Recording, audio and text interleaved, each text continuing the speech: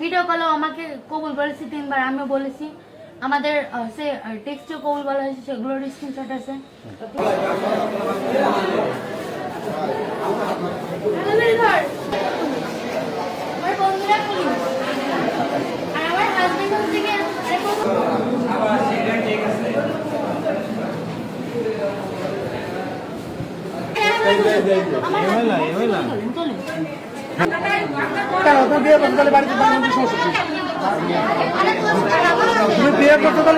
সমস্যা কি?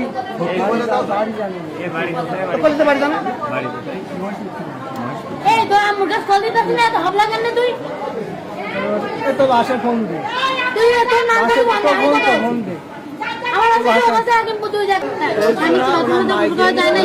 না, এটা কি পাবলিক প্লেস না? এটা কি পাবলিক প্লেস? এটা তো পাবলিক প্লেস। আপনি এই কাজ করতে পারেন একটা বাথরুমের ভিতরে পাবলিক প্লেসে?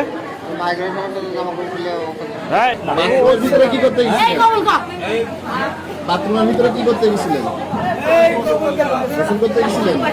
আপনি তারে গোসল করে দিচ্ছেন না সে আপনারা গোসল করে দিচ্ছে?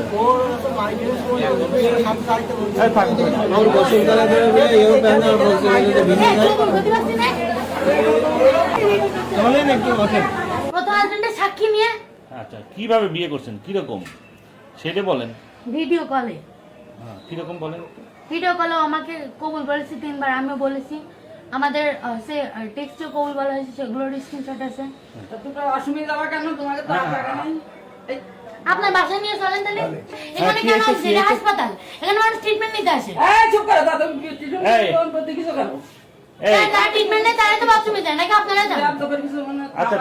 তোমার বাসায় কি করে? তোমাকে বাসায় নিয়ে যেতে আমার নানি বাড়ি নিয়ে গেছি, ওর ওখানে খাওয়াইছি। কি খাওয়াইছি বল? বিরিয়ানি রান্না করছিল। রান্না করছিল, বিরিয়ানি রান্না করছিল। ওখানে দেখা করে তারপরে এসেছি।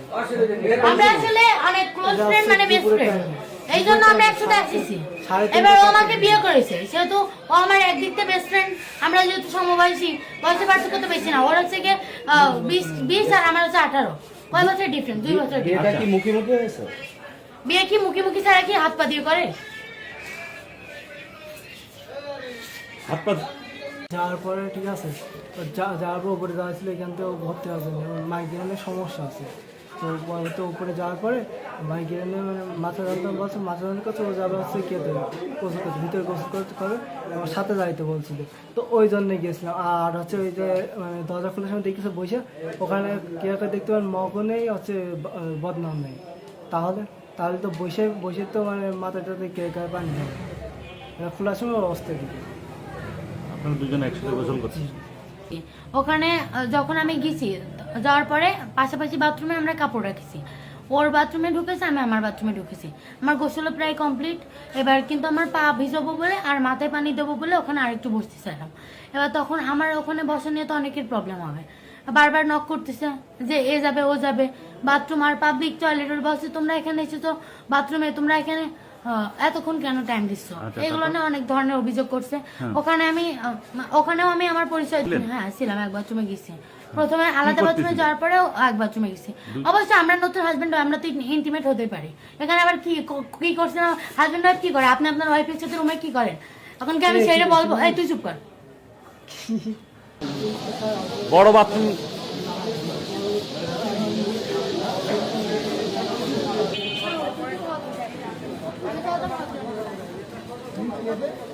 অনেক ভদ্র, আমি তো ভদ্র। আমি হচ্ছে কি দুরন্ত দায়িত্ব। আর তাছাড়া আমি সমাজ সেবা করি, মানুষের রক্তদান করি। আপনার হচ্ছে গিয়ে প্রতিবাদী জুলাই